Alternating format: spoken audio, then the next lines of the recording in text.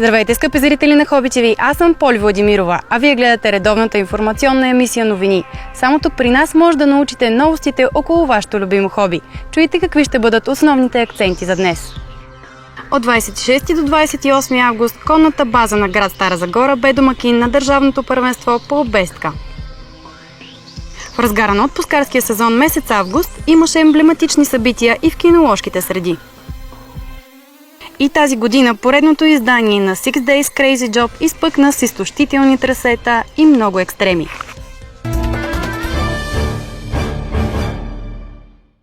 Месеците в очакване и вълнение приключиха. Втората седмица на месец август бе празнична за хората, избрали лова за свое занимание. Старта на новия сезон вече е факт и това отбелязаха дружинки из цялата страна. Още в ранните часове на деня ловци от цялата страна се събраха на сборните пунктове. Дори още преди слънцето да изгрее, всички бяха на терен, защото нетърпението е по-силно от всичко. Намираме се на гости на дружинката на село Джуно от Стралджанска община.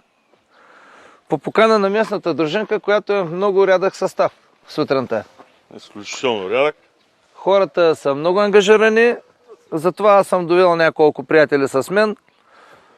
Това са стари пекани ловци, с които на времето аз започнах да се уча да ловувам преди много години.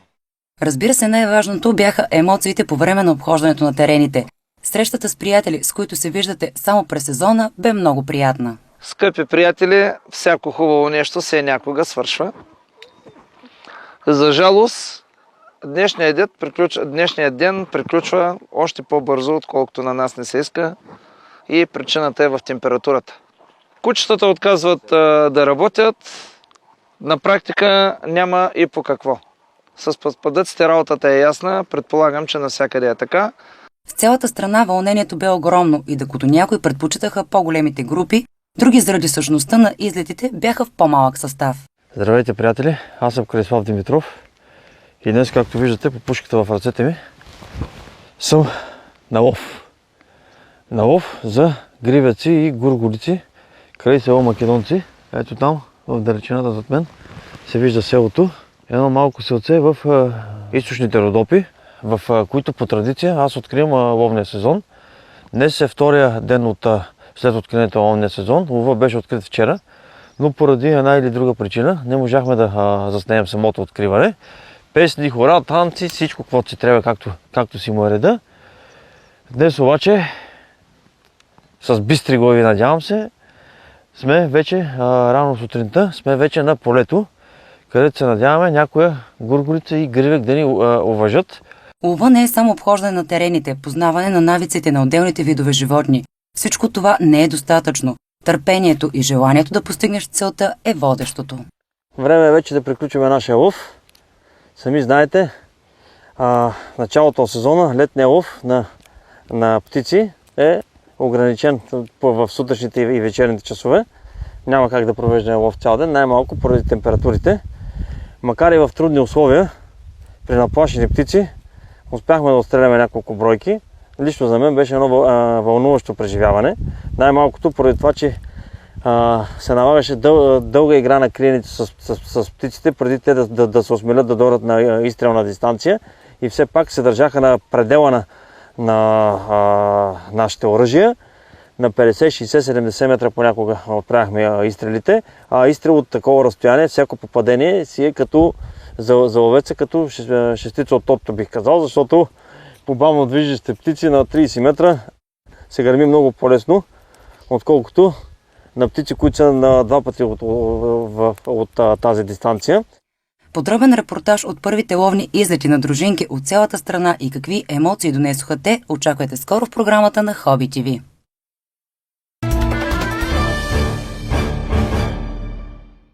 От 26 до 28 август конната база в град Стара Загора бе домакин на държавното първенство по обестка в клас Л и група Б. Организатори на републиканския шампионат са Клуб по конен спорт професор Ангел Караиванов и Българска федерация по конен спорт. В тридневната надпревара се включиха тандеми от клубове от цялата страна. Тази база и Стара Загора има много история. Разбира се, както навсякъде, така и тук има спадове, има върхове. Хубавото е, че От миналата година федерацията забелязва едно сериозно развитие в този град. В последния решаващ ден от финала на шампионата за клас L взеха участие 13 тандема. След тест средно ниво и предварителен тест, участниците изпълняваха в третия ден предварителен тест за 7-годишни коне. Държавен шампион и златен медал за 2016 година в дисциплината обестка клас L стана Веселина Соколова с кон Living on the Moon от клуб Тракенен. На второ място и сребърен медал спечели Валентин Джавелко с кон Агент от клуб Левски София. Третото място и бронзовия медал отидоха отново при Веселина Соколова с кон Дон Корлеоне от клуб Тракенен. Вие станахте държавен шампион в обестка клас L. Кажете ни как минаха тези 3 дни за вас? Ами за мен това беше едно изключително приятно състезание. Както видяхте, обстановката е чудесна. Организаторите са се погрижили по най-добрия начин. Отдавна не сме имали такова спонсорско присъствие в нашата дисциплина. Така че много сме щастливи да бъдем на тази база, в която имаше традиции в обеската. Сега ги възраждат. Всичко това е чудесно за мен. Конкуренцията достатъчно голяма ли беше тази година? Ами, не. Честно казано, само състезателя, който завоюва второ място, имаше реален шанс да победи. Другите коне бяха на малко по-ниско ниво, но аз силно се надявам, че пък големия брой масовостта ще доведат до по-високо качество. Подробен репортаж от Държавното първенство по обестка за клас L в Стара Загора очаквайте скоро в предаването Конете. В разгара на отпускарския сезон имаше и емблематични събития в киноложките среди. Курорта Кранево през годините се превърна в център на кинологията и домакин на едно от най-мащабните мероприятия, което винаги събира голям брой посетители. Прохладата на избраното място от домакините допълнително повлия на още по-отличното настроение на участниците. Разнообразието от породи бе огромно, а конкуренцията в ринговете жестока. За да бъде човек щастлив от избора си на домашен любимец, е важно да е запознат с отделните породи и техните особености. Това е най-правилният начин човек да намери своя най-добър приятел. Имате едно прекрасно куче, вече виждаме, че сте готови за изложбата. Има ли притеснение и вълнение? Ясно, всеки път имаме притеснения. Знам, че нашите кучи са най-хубави, обаче треперим постоянно. Как спряхте избора си точно на порода шнауцер? Един път моята приятелка купих цверкшнауцер, обаче бял. И аз погледах колко е хубава кучета и взимах и после се влюблена. Сега я съм с една куче тук на изложбата, а другата ми чака в къщата. Имам още една черна с сребро. Те са най-малките служебни кучета на светата. И аз мисля, че най-умници от всички. В началото ви е впечатлил външния вид, а характера какво видяхте след като вече имате такова куче в тях? Те са много послушни, патологично послушни, много умни, весели и много обичат своите стопанини. Те са да отдават душата за него. А сега преди изложбата колко време отне подготовката, груминга? Груминга много, поне 2 часа за едно куче за груминга. И после, преди още трябва, те се скубят 2 пъти на година, скубят ги. И всяка месец трябва поддръжка за тях. Подробен репортаж от международните киноложки изложби провели се в курорта Кранево. Кои бяха първенците в отделните конкурси и кое куче взе приза Best in Show, очаквайте скоро в програмата на Hobby TV. И тази година поредното издание на Six Days Crazy Job изпъкна с изтощителни трасета, много екстреми и предизвикателства в гората. 6-дневното състезание започва с пролог, на който са изградени препятствия. И тази година световният ендуро елит се събра в страната ни на трасето край село Скобелево. 147 подадени заявки от участници, като сред тях са освен едни от най-добрите ендуристи от страната и чужбина и много нови имена в този спорт. Но днес първата обиколка бях първи, после я изостанах и станах четвърти. От Иран съм. Никога иранчанин не е идвал на този шампионат. Аз съм първия, който се включва. 4000 км са от България до Иран. Жоро Хаджиев тази година избра за съорганизатори на екстремната надпревара да бъдат Ради Поп Минчев и целият му екип. Това специално състезание са малко, можеше и по-добра организация, но много хора не взеха участие. Трасето е направено не толкова трудно, за да могат всички състезатели да бъде преодолимо. И както видяхте, за първа година от много години насам има максимален брой участници. Надпреварата и до момента остава единствената по рода си у нас с такъв формат. Първите 2 дни на Six Days Crazy Jobs е част от единственото републиканско първенство по ендуро в BGX ендуро шампионата. Състезателите са разпределени в следните класове: мотоциклети експерт, експерт тим, мотоциклети стандарт, сингъл, мотоциклети стандарт тим, АТВ, жени и сеньор 45+. След проведените елиминационни серии за време се определиха победителите за деня, като веднага след като финишираха състезателите, победителите в съответните класове получиха и своите награди. Удовлетворение за кратко, преди тежката навигация, с която трябва да се преборят през оставащите дни. Навигацията за клас Про е, да се каже, невъзможна. Аз не знам колко състезатели ще останат след последния ден навигация. Предполагам, аз смея да прогнозирам, че ще са максимум 4 състезателя. Такива са прогнозите ми, тъй като познавам трасето.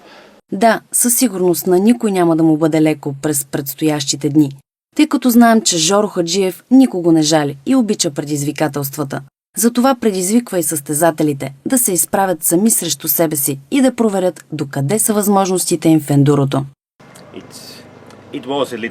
Вчерашният ден беше малко труден. Освен това, миналата година карах в стандартния клас, а тази година карам в клас експерт и беше много по-трудно от миналата година. Над 450 състезателни километра, като тази година е наблегнато на трудността и техничността на трасетата, за сметка на повечето километри. В тази ендуро борба трябва да бъдеш едновременно най-бърз, да запазиш силите си максимално дълго, да намериш най-добрия път за преминаване и да успееш да опазиш машината си без повреди до края. Известните имена от световния ендуро елит обаче и тази година срещнаха сериозна конкуренция от страна на нашите български състезатели. През реката минаха всички класове. Реших да затрудня съответно стандарт класа и вашия клас АТВ по този начин, защото се налагаше. Минаваше се от единия бряг на другия, големи камъни. Най-борбените всъщност успяха да устискат до края, а организаторът бе безмилостен и не бе спестил екстреми и предизвикателства в нито един момент. В емисията новини предстои да видите още. На 27 и 28 август в град Кнежа се проведе надпревара по мотокрос. В началото на месец август в Бургас се проведе ветроходна регата. На легендарният връх Шипка бе отбелязана 139-та годишнина от епичните августовски боеве тук през 1877 година.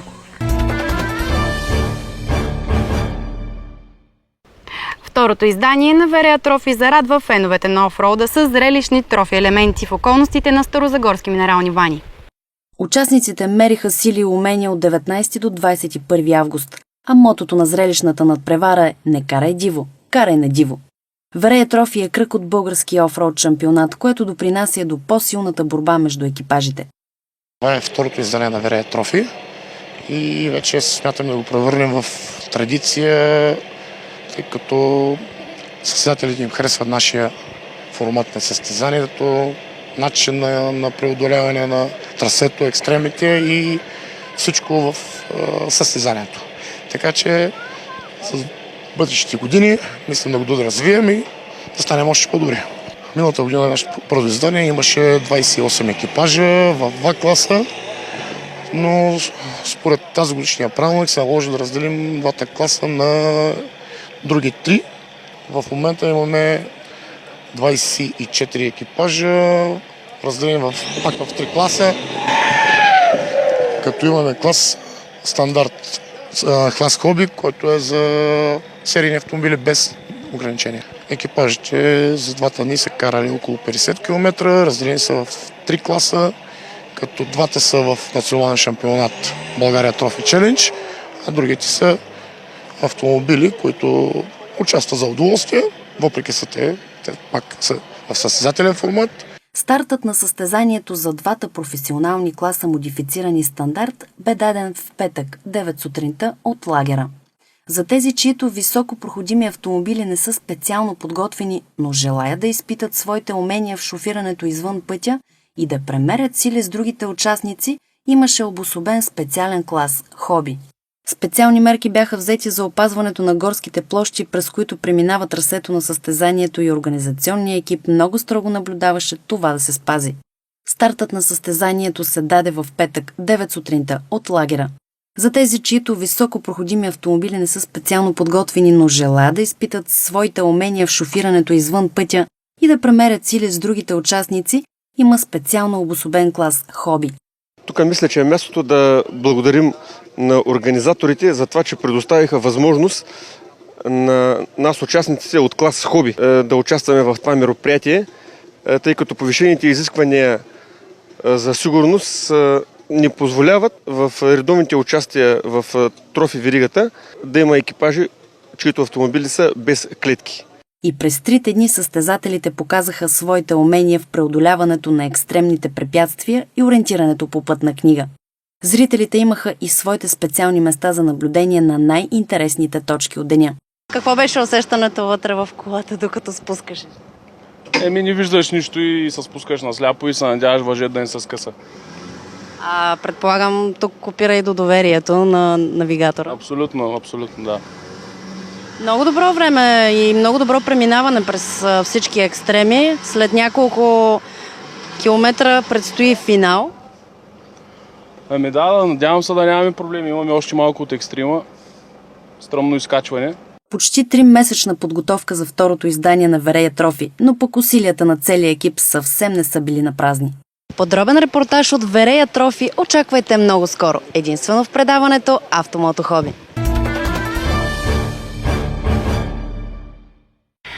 На 27 и 28 август град Кнежа се проведе надпревара по мотокрос. Състезанието бе предпоследен кръг от северо-западният шампионат в тази дисциплина. Трасето бе много добре подготвено, а участниците се забавляваха още през съботния ден. Ето какво ни сподели организатора на мотокрос Кнежа. Тая година Кнежа се включи за първи път в северо-западния шампионат и взе кръга, който се отложи от Мизия, така че се възползваха. Предпоследния кръг в момента е в Кнежа. Ще ни разкажете ли малко за самата писта? Виждаме, че има доста интересни участъци. Самата писта има още доста неща да се направят по нея. Нямахме достатъчно време да реагираме, но смятам, че и това, което постигнахме до момента е достатъчно. До година живот и здраве, ако имат желание да се включат отново да бъдат в този шампионат, ще се поработи повече. Има какво да се желае още, но смятам, че до момента няма състезатели, които да се оплакват от нея и вървиме добре. Състезателите вземат свое решение дали да участват или не. Регламентът е следния. Имаме 6 класа. Самия шампионат е разпределен в 6 класа. 65, 85 кубически сантиметра, професионален клас MX1 и MX2 и непрофесионален клас MX3 до 250 и до 450 кубически сантиметра. Участва се в съботния ден, имаме 2 свободни тренировки по половин час и квалификация с проба старт, 3 обиколки за място, абсолютно състезателен режим. В неделя се върват по машове, по 2 маша, всеки отделен клас. Във всеки клас имаше конкуренция, но най-малките представители на спорта бяха най-мотивирани да грабнат някое от призовите места. Ти включил ли се във всички състезания до момента? Да. Тази година участвах в Чехия на европейското финал. Как се представи там? Не много добре, защото имаше случка, нали? Така, 35 завърши. От колко състезателя? 40. Какво смяташ за този спорт? Той е доста екстремен и родителите подкрепят ли те? Да. Ако не са ми родителите, аз не мога да участвам в. Сред участниците се открояваше една дама, която се бореше за първата позиция в надпреварата. Надявам се тази година да стана шампион в клас MX3 до 250 кубически сантиметра и надявам се да нямам контузии. Как започна и кой те подтикна да започнеш? Сама. Просто гледах мотокрос по телевизията и реших аз да питам малко. Ти откъде си? Берковица. Там имате ли подходяща писта за практикуване на спорта? Да, има едно село край Берковица, Мездрея. Там си тренираме, събираме се и така ни протичат тренировките. Разбрахме, че си се включила в повечето състезания, част от северо-западния шампионат. Как се представи там? До сега на всички състезания съм ходила, доста добре се представям, имам подиуми на повече състезания. По-миналата седмица в кола станах първа на състезанието. Така, за сега съм лидер в класирането. Разширен репортаж от Мотокрос Кнежа. Очаквайте скоро само в програмата на Hobby TV. В началото на месец август в Бургас се проведе ветроходна регата. Най-малките почитатели на този спорт, участниците в клас Оптимист, показаха отлични умения. В няколко дни участниците в регатата се бореха за първите места. Ентусиазма на децата, тяхната амбиция и винаги прекрасното настроение изпълниха атмосферата на цялото пристанище. Как се чувстваш преди началото на гонките? Добре. Някакво притеснение? Не. Участие в други регати имаш ли? Да, само една, само че не беше много регата. Много голяма регата. Как се представи там? Не си спомням, но не ме интересува. Въпросът е, доволен ли си от карането, което направи? Класирането по някакъв път не е от значение. Да, доволен съм.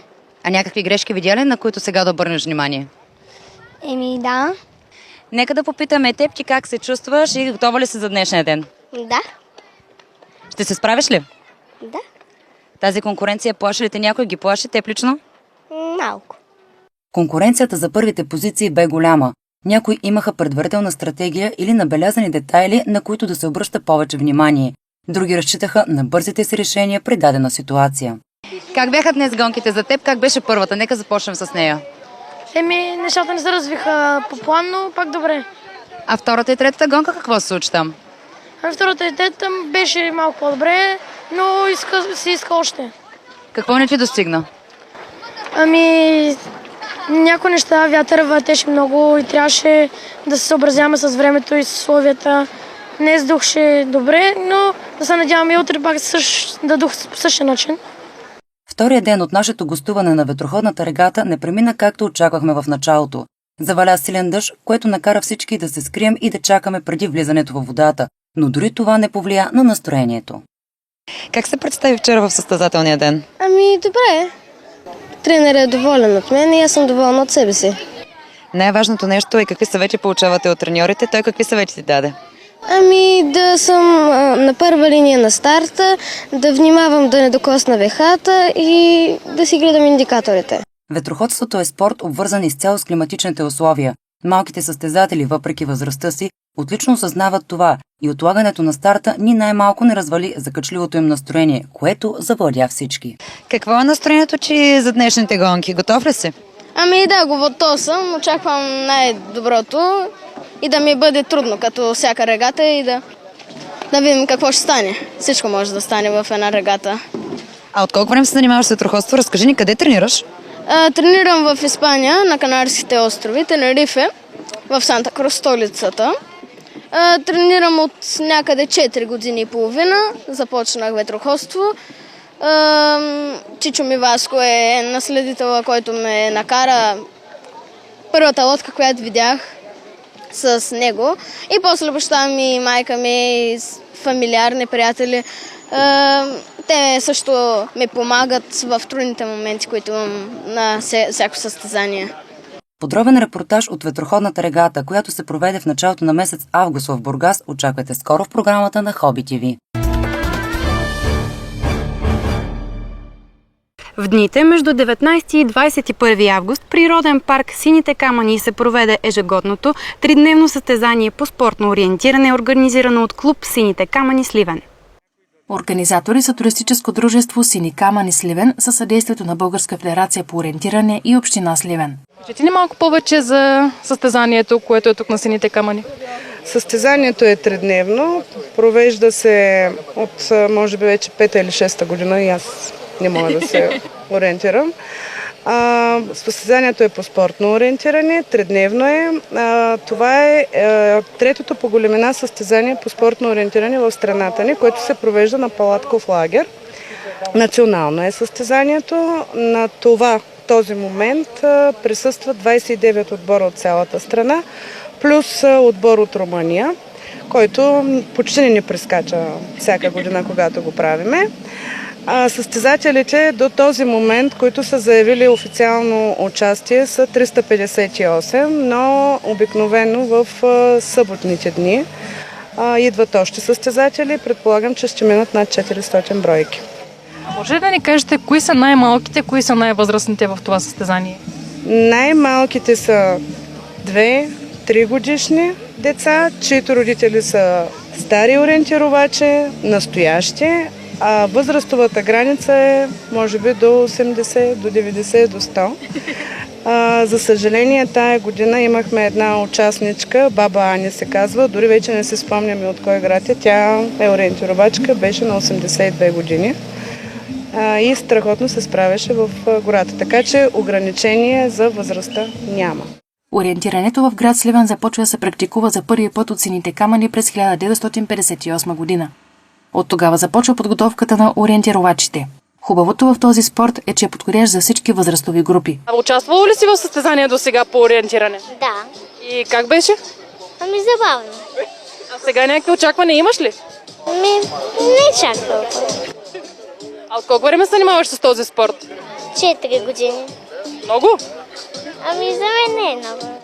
Добре, какво ти харесва в този спорт? Какво ти харесва като го практикуваш? Че е забавно. Кое е забавно, да си в природата или да търсиш маршрута? Всичко с отбора заедно. А от кой отбор си? От сини камъни. А това вие сте домакините? Да. Виждала ли си трасето преди? Да. И как се струва? Трудно или лесно? Не чак толкова лесно, но и малко трудно. Предполагам, че ще положиш всички усилия за да го преминеш? Да. Тридневното състезание е за купата Дилян Ибришимов и купа Сливен. През първия ден се проведе панорамен спринт. Втория ден бе средна дистанция за купа Дилян Ибришимов, а третия ден средна дистанция за купа Сливен. Подробен репортаж от тридневното състезание по спортно ориентиране, организирано от клуб Сини камъни Сливен, очаквайте скоро в програмата на Хоби ТВ.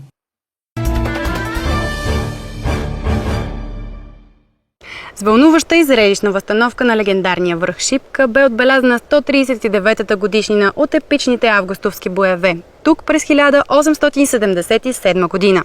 Те решили развоя на руско-турската война, а с него и съдбата на поробеното ни отечество, което след близо 5 века било освободено.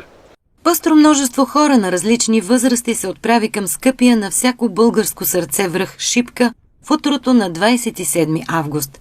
Случайни туристи, увлечени от тълпата и родолюбиви българи, дошли да почетат подвига на славните ни прадеди, се сливаха в колона, устремена към върха. И за поредна година Национално дружество Традиция е тук на този паметен връх, за да почете загиналите руски и български войни в тази величествена битка, която се е случила преди 139 години. Ние непрекъснато трябва да говориме на нашите деца, на нашите внуци, какво е било тук и какъв героизъм са проявили нашите прадеди, за да възпрат турските ординали, които са искали да преминат в Северна България и да разцепат руските войски на две. Нека да припомним защо е било толкова важно на времето този връх да бъде превзет. Преди 139 години генерал Столетов от моята позиция тук, прекрасно, което се наблюдава Казанлъшкото поле, е видял как сутринта са строени 32 турски табори, т.е. около 30 000 турска войска в полето и на него му е станало ясно, че именно тук се готви Сулейман Паша да премине. Веднага праща донесение до генерал Радецки, но за съжаление руските войски са изтеглени, те са далече в Габрово, в Търново и им трябват поне 2 дена, за да дойдат. Така че турската атака не закъснява, тя започва почти веднага и кръвопролитните 3-дневни турски боеве на този връх загиват 3650 руски войни и български опълченци. Загиналите български опълченци са 850 души, са пролели кръвта и са си оставили костите именно на този паметен връх. И затова ние сме за поредна година, за да почетеме всичките тези войни, които са дали живота си за нашата родина, за България. И не трябва това нещо да го забравяме никога. И друго искам да кажа на вашите зрители, че тук са наградени 267 български опълченци с най-високото отличие руско Георгиевски кръст за храброст 4-та степен. Възстановката на боевете на Шипка са апогея в календара на възстановките на Национално дружество Традиция. Тази година участниците са 240 от клубове в цялата страна, с нов сценарий и нови укрепления. Да знаем и помним, да се гордеем с историята си. Това апелират от родолюбивото дружество Традиция към нас. За до година, когато е кръглата годишнина от августовските боеве на Шипка, те обещават живата картина да е още по-многобройна и атрактивна.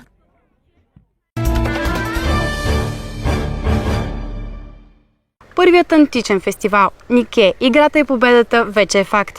Многоцветното и динамично ежедневие на гражданите на Рим и различните социални и етнически групи от могъщата Римска империя оживя върху руините на римския град Никополис Атиструм. Древните останки на римския град Никополис Атиструм отстоят на 18 км северно от Велико Търново. Никополис, някои го наричат още българския Помпей. Това е един римски град, основан в началото на 2 век, просъществувал до края на 6 век. Един бурен живот, бурен разцвет, естествено падък след това. За сега, след като Министерство на културата реализира един проект за социализация, обекта изглежда според мен в много добър вид, удобен е за посещение самия обект, но за съжаление все още доста трудно се достига до него.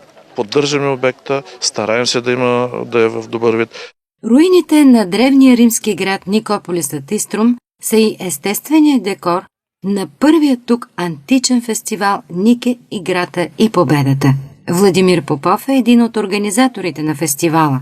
Той е председател на сдружение Мос Майорум Улпе Сердице, първата реанакторска група в София, посветена на пресъздаването и популяризирането на древното минало. Идеята беше да покажем ежедневието на римския град, т.е. един вид да покажем бита, как са забавлявали древните римляни, какви мероприятия са провеждали. Съответно, формата беше така малко сборен, т.е. се плащаше 2 век основно.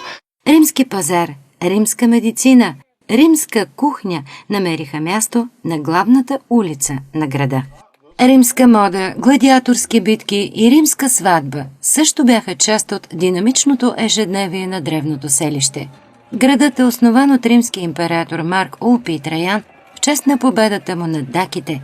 Никополис Атиструм в превод означава град на победата на Дунава. Затова и гвоздият на програмата бе фрагменти от победната битка между римляни и даки. Кои всъщност бяха вашите колеги, които ви дадоха възможност така богато да представите ежедневието и битките на римляните? Това са колеги, реанактори, т.е. хора, за които хобито е антична възстановка, с които работя може би вече от 7-8 години. Те са от цяла България. Има и от Варна, и от Ямбол, и от Хаско. Също така от Велико Търново ни оказаха неоценима помощ. От София, Пловдив, почти от всеки голям град в България. Събрахме наистина цяла България на този фестивал. Хората, които се занимават с това. Освен занаятчиите, които виждате на заден план, също и възстановчици, които демонстрираха какви ли не бойни умения, скитски, примерно стрелба с лък, стрелба с метателни машини, т.е. които са конструирали сами. Така че наистина една пъстра палитра от хора от цялата страна, които са обединени от това хоби. Плюс поканих и гостите от Румъния, с които също имаме добри отношения от град Констанца, за да дойдат да представят, както казах вече, въоръжението на легионерите и на даките, които са били по тия земи. Няколко хилядна публика се наслади на плода на колективните усилия на Йорданка Атанасова, кмет на село Никюб и автор на идеята – регионален исторически музей Велико Търново, предоставящ античния терен, и Владимир Попов, сценарист и организатор, с подкрепата на община Велико Търново. И не на последно място, разбира се, благодарности към българските и румънски реанактори, без чието вдъхновено участие фестивалът нямаше да бъде това завладяващо историческо зрелище.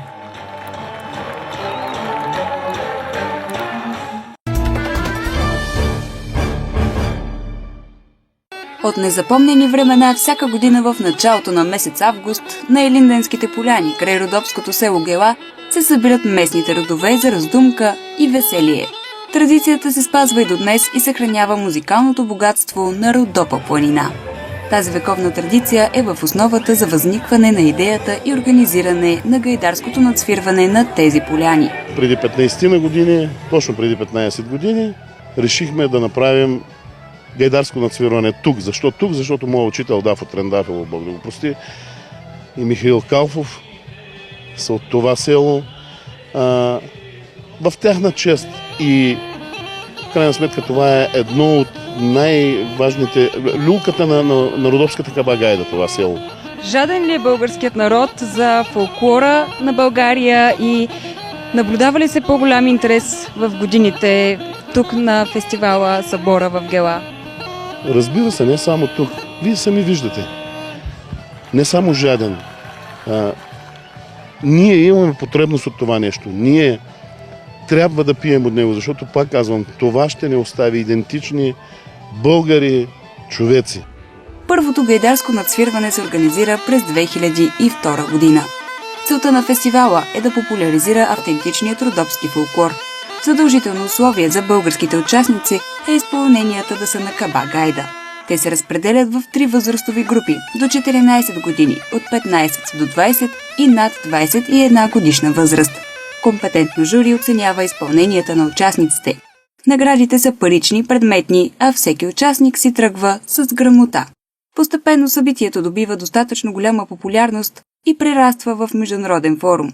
Регистрирани са чуждестранни изпълнения от Япония, Холандия, Унгария, Франция, Великобритания и Шотландия. Най-малкият участник бе Стоян Лазаров на 7 години, а най-възрастният професор Георг Штубер на 65 години от Унгария. Какво ви доведе в България? Какво беше вашето впечатление, като дойдохте за първи път тук? Значи, аз бях тук в Родопите и много ме харесвах, че вашата музика тук в Родопите, пентатонска музика, е много близко до унгарската музика. Значи, много близо до сърцето ми. Стотици кабагайди взеха участие и тази година. Наблюдава се все по-засилен интерес към инициативата. На Илинденските поляни се стичат хора от цяла България. Посетителите на гайдарското надсвирване варират от 8000 до 13 000 при всяко издание. В територията на фестивала може да се разгледа богата улица на занаятите с различни щандове за носи, гайди, сувенири и всичко ръчна изработка. Традиционното гайдарско надсвирване Гела може да гледате в предаването «Фолклорни пътешествия по дестинация България». Деветият международен фестивал на фолклорната носия Жеравна 2016 се проведе от 19 до 21 август. Всички присъстващи на фестивалната територия бяха облечени в фолклорна носия, автентична, сценична или стилизирана. С влизането на фестивалната територия се връщаш поне 150 години назад в миналото. В онези времена, когато хората са нямали всички онези модерни принадлежности, които използваме ние днес. Затова организаторите са направили дълъг правилник, с който се запознават всички присъстващи. Един от тях е говоренето по телефон извън рамките на позволените за това места. Намираме се в най-високата част над фестивала в местността Добромерица. Тук виждаме деца, които се люлеят на тази стара и автентична люлка. Тук също така е и мястото отредено за всички онези, които искат да използват своите мобилни телефони и да разговарят. Наистина гледката е страхотна. Всеки, който дойде тук, задължително трябва да мине, за да се наслади на прекрасният Балкан, който се разкрива точно зад мен в полите на Стара планина. Тук може да вземеш домашно приготвени напитки и традиционни за българската кухня ястия. Ще видите най-големият юнашки тиган в България и неговият горд собственик Ангел Ангелов. Ще научите как вашите предци са пекли хляб на подница. За най-малките посетители има детски кът, на който се разучават по забравени игри от миналото и виенско колело, което се върти ръчно. И няма как на фестивала на носията да няма и конкурс за автентични и стилизирани женски, мъжки и детски носии. Проведе се и още един конкурс за семейство с 2 или повече деца. Сигурно ви беше много трудно да отсеете наистина най-хубавите и най-автентични носии. Това наистина е една много трудна задача, като имаме предвид, че има деца от пеленаче до 18 годишна възраст, след това огромното многообразие носи от цялата страна, автентични, много добре запазени, с много добра грижа за тях, наистина достойни за музей. При стилизираните носи също много интересни и оригинални образци с голямо майсторство направени. Наистина беше много трудно. Надявам се, че самата публика и самите участници са доволни от това, което сме избрали. Фестивалът е създаден през 2008 година по идея на Христо Димитров, продуцент, хореограф и режисьор на Националният фолклорен ансамбъл Българи. Това, което за първи път правим тази година, е, че накарахме групите, които се представяха, да представят по едно автентично хоро с доказан източник. Тоест не само да го изтанцуват, а да кажат откъде това хоро са го заучили. След което да научат всички хора, които имат желание, да го играят заедно с тях. Поддържаме както традиционните неща, така и вкарваме нови. Тези и още много интересни моменти от 9-тият международен фестивал на фолклорната носия Жеравна 2016 може да гледате по Дестинация България.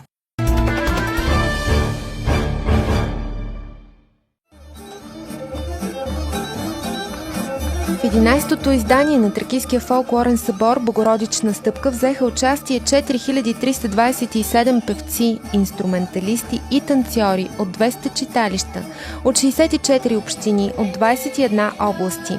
8-членно жури с председател професор Наталия Рашкова, етнограф при Института по фолклористика на БАН, оценяваше участниците. Голямата награда на кмета на община Стара Загора бе отсъдена на Тракийско дружество Родопи, град Асеновград. В акцент в съпътстващата програма на тазгодишният събор се превърна улицата на занаятите. Сред асортиментите, които бяха представени на нея, бяха бижута, керамика, накити, сувенири, дърворезба и предмети от рециклирана хартия, сухо плъстене на вълна и декупаж. Със свои събития се включиха и Регионалният исторически музей и Центърът за наука, култура и изкуство.